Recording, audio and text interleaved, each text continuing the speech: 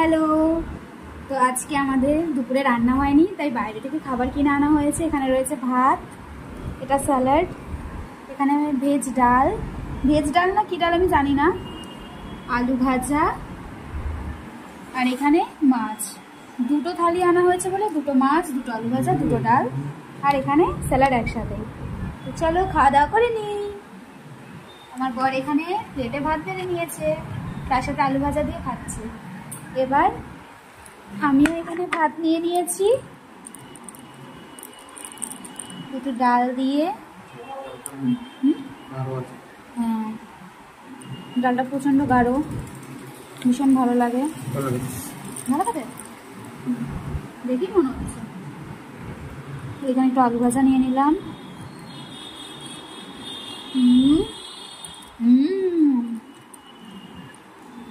ভালো খাবে।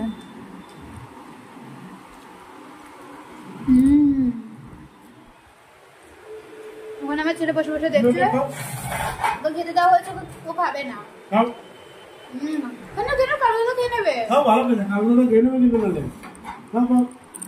তো চলো স্যালাড নিয়ে নিই। এই যে এটা হচ্ছে মাছ, দুটো মাছ আনা হয়েছে, একটা পেটি, আর এই যে এখানে রয়েছে এটা গাদার পিস।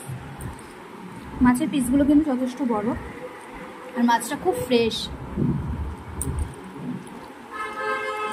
খুব ফ্রেশ। আমাদের এখানে একটা নতুন দোকান কিছু মাস হলো, 1-1.5 মাস হলো ওপেন হয়েছে, তো সেখান থেকে খাবারটা নিয়ে আসা হলো। তো তোমাদের নামটা আমি বলছি, কোন দোকান থেকে, দাঁড়াও খেয়ে নিই তারপরে। তো দেখো, এই যে আমরা সোয়াদিশ ডাব্বেবালি থেকে খাবার আনিয়েছি, মানে বর্গিয়ে নিয়ে এসেছে।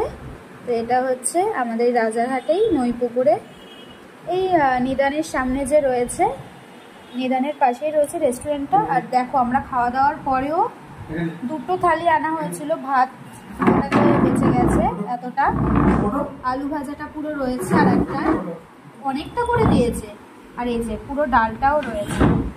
এটা আমাদের মোটামুটি রাত্রেবেলা হয়ে যাবে দুজনের। আর এখানে লাবু এখন খেতে বসবে বলে চেয়ারে উঠে বসছে, বাবা এখন ওকে খাইয়ে দিচ্ছে। বাবা গেছিল অফিস, কিন্তু অফিসের তলায় পুরো জল না।